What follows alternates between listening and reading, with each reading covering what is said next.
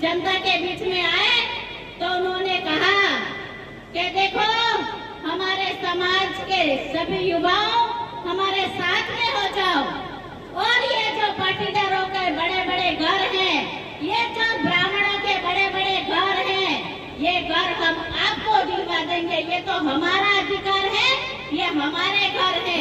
ऐसे झूठे वादे किए और इस प्रकार से झूठ बोल के युवाओं से वोट लिए, और चुनाव के बाद में वोट लेने के बाद में उन्होंने कभी मुंह नहीं दिखाया। सही बात है कि नहीं है? अगर मैं झूठ बोलती हूँ तो आप हाथ उठा के मुझे बिठा सकते हो, ना कह सकते हो नहीं झूठ बात है हो। सही बात है कि नहीं है? हाँ के ना जवाब दो आप। और फिर वापस आए, उन्होंने कहा क्या हम अब क्या करें, पहले तो हम ये मकान हमारा, वो मकान हमारा, ये हो गया, अब क्या झूठ बोले। तो उन्होंने कहा कि हम तो 5वीं फेल वालों को भी नौकरी दिलवा देंगे, 8वीं फेल वालों को भी नौकरी दिलवा देंगे। नौकरी दिलवाई क्या? नौकरी दिलवाई, मेरी जानकारी में है। नौकरी कहाँ दिलवाई? गुजरात में दिलवाई है, महाराष्ट्र में दिलवाई है और अहमदाबाद में दिलवाई है। उन भाइयों को जब वोट पड़ता है तब वहाँ जाकर सभाएं करते हैं। क्यों भाई? मेरे 84 के भाइयों की सभा करने के लिए आपको गुजरात में जाना पड़ रहा है, तो यहीं पर उनका रोजगार उपलब्ध क्यों नहीं करवाया आपने?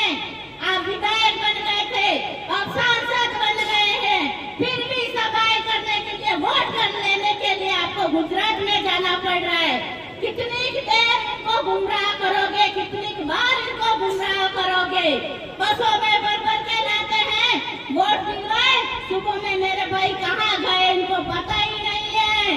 ऐसे मेरे भाइयों के साथ में झूठ बोल बोल के वोट लेने का काम किया है। अब आप सबके बीच में नहीं आएंगे, बार बार झूठ बोलते हैं, बार बार झूठ बोलते हैं। एक बार बोला, 2 बार बोला, 3 बार बोला, अब तो मेरे भाई समझ गए, मेरी जनता समझ गई है। समझ गए हैं कि नहीं गए हैं? और इसके बाद उन्होंने कहा हम तो हमारे समाज की बात कर रहे हैं। क्यों भाई?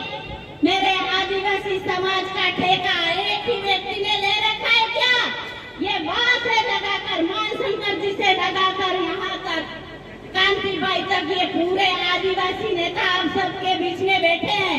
हमारा मत छोटा पड़ रहा है, वहां से लगाकर ये पूरे सरपंच साहब ने सब हम चुनाव लड़ने वाले बैठे हुए।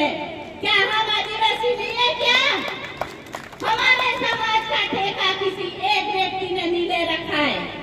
और फिर मानगढ़ धाम जैसे पवित्र स्थान पर जाके महिलाओं से बुलवाते हैं कि हम तो राम को मानने वाले नहीं है, हम तो बिंदी नहीं लगाते हैं, हम तो मंगलसूत्र नहीं पहनते हैं। क्यों? ऐसे गुमराह करने से आपके राजनीति रोटियां सेकने का काम करते हैं, ये बहुत गलत है। क्योंकि हमारे हिंदू समाज में हम जब जन्म लिया तब से हम आंखें खुली तब से लगाकर आज तक हम भगवान श्री राम को मानते हुए आ रहे हैं, हम कृष्ण को मानते हुए आ रहे हैं, हम तुलसी की पूजा करते हैं, हम पिपले की पूजा करते हैं। कौन नहीं करता है? अपने 84 में हम दैसा माता का व्रत नहीं करते हैं क्या?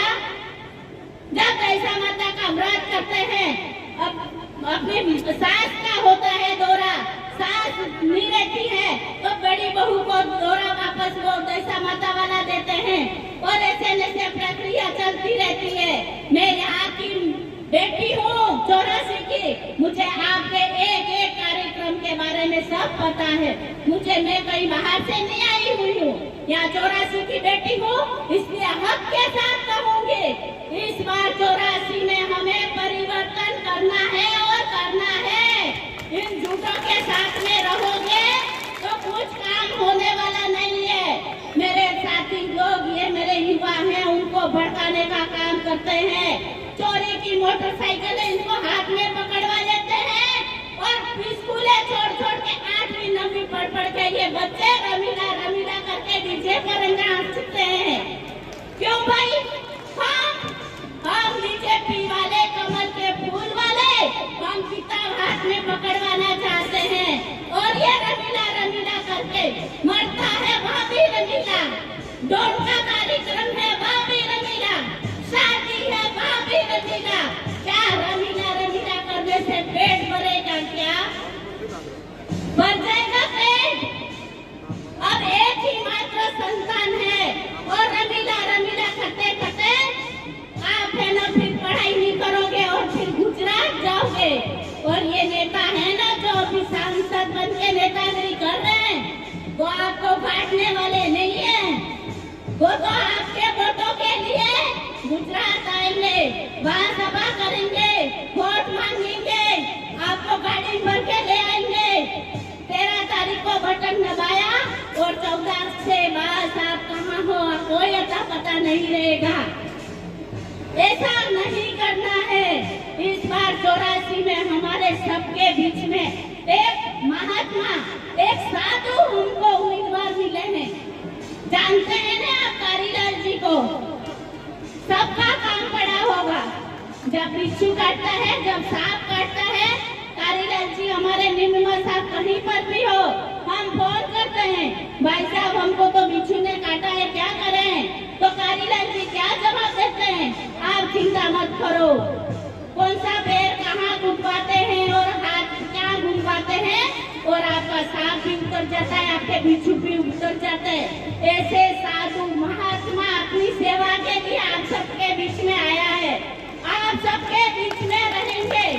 यहाँ पर जितने भी बैठे हो मन लगा के कसम, अपना आप कसम खा के निकलना कि 84 में इस बार परिवर्तन करके ही रहेंगे। एक